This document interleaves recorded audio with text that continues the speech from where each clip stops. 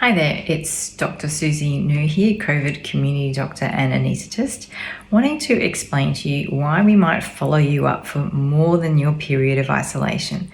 So the period of isolation has just recently dropped. It was 2 weeks, then it came down to 10 days. It's come down to 7 days in Victoria and I believe across Australia. And some of the community team or some of your doctors and nurses looking after you and other health workers, I should add, a lot of other health workers on the community team might choose to follow you up for 2 weeks. So again, back to my old school whiteboard.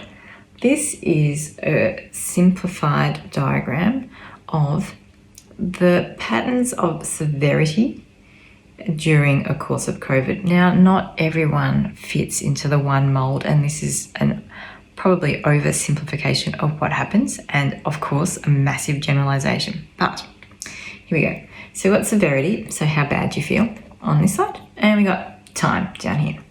So you start off, and the virus, this is in that first viral phase, is growing and replicating, what we say reproducing in your body, growing up in numbers and attacking the cells within your body.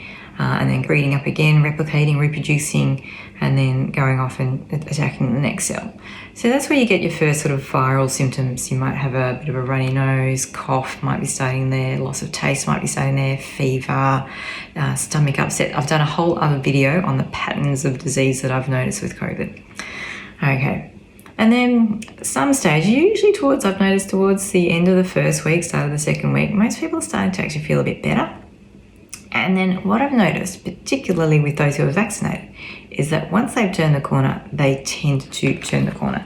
So they kind of go, I've turned the corner and I'm just going to keep getting better. And that's what we'd love to see. Not everyone will follow that pattern, even if you have been vaccinated. And some people will then go into this inflammatory response phase and get what is a massive inflammatory reaction.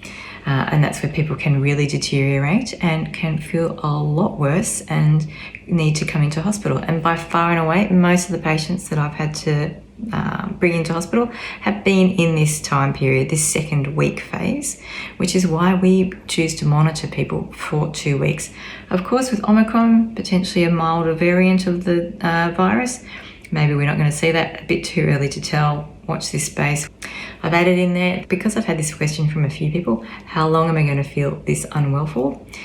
Unfortunately, some people are going on and developing long COVID. So particularly things like a persistent cough, persistent loss of taste, persistent mood changes. I've been told, people who have been feeling depressed when they didn't have depression before, people who are feeling very anxious and edgy when they used to be really chilled out people. That's where I really encourage people, after you've had COVID, to go and see your GP. Thanks to all the GPs out there. I know you're working really hard right now. Now, not everyone has like a really mild little viral phase either, okay? So I have had a few people who felt really, really bad in this part and have had to come to hospital in that first week. So as I said, this is a generalization. And of course, just because this graph stops at 2 weeks doesn't mean COVID stops at 2 weeks in everybody either. And I've had people, particularly maybe 14, 15, 16, even 17 days out from COVID, that we've had to admit to hospital because they've developed some sort of secondary problem, either had a heart attack, got a bad secondary bacterial infection on top of their COVID, those sorts of things. All right. These are the phases that we talk about, the early phase here. That's where people might be eligible for some of those early treatments. I've done a whole other video on that. Monoclonal antibodies is where that falls into. There's what I call the pulmonary phase, or the lung phase, fancy word for lung, where people are really starting to get lung symptoms.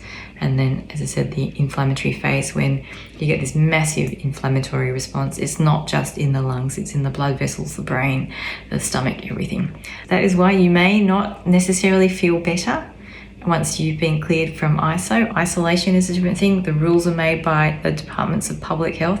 It's about protecting the community, and presumably it's because the risk of transmission is low after that phase, particularly, I would say, in our vaccinated community. And these are all assumptions that I am making here based on their decisions. Of course, there might be other things like political and social reasons to make those decisions. But from a health point of view, this is why we might choose to follow you up even after you have left isolation. Okay, hope you found that useful.